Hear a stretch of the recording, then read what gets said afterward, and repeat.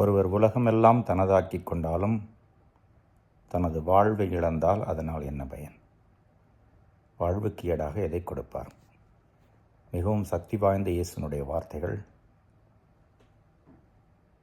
புனித லொயோலா இக்ஞாசியார் இந்த வார்த்தைகளை சொல்லிதான் புனித பிரான்சிஸ் சவேரியாரை மனந்திருப்பினார் என்பது வரலாறு. நமக்கு இருக்கிற விருப்பங்கள், ஆசைகள் நிறைய.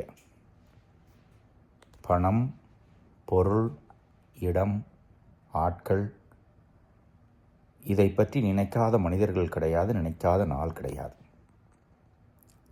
எவ்வளவு கொடுத்தாலும் வாங்கிக் கொள்ள மனசு இருக்கும், நிறைய வேண்டும் என்று ஆசை வரும்.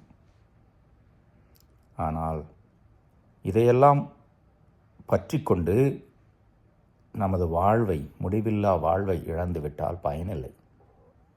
முடிவில்லா வாழ்வுதான் இலக்கென்றால் தேவைப்படுவதை எடுத்துக்கொண்டு தேவையில்லாததை விட்டுவிட வேண்டும், பகிர்ந்து கொள்ள வேண்டும், ஆசைப்படக்கூடாது.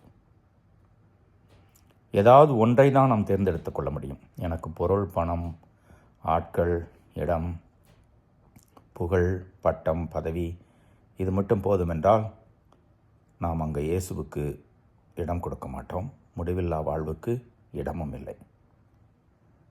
இயேசுனுடைய பலம் வாய்ந்த அந்த வார்த்தைகளை மீண்டும் ஒரு முறை வாசித்து நம்மை நாம் ஆய்வு செய்து கொள்வோம்.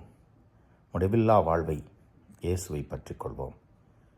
இயேசுவின் வழி கொஞ்சம் கடினம்தான்.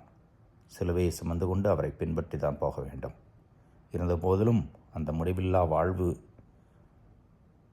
பெரிய கொடை, என்னாலும் நம்மோடு இருக்கக்கூடிய கொடை. இறைவன் என்றும் வாழ்த்து பெறுவாராக.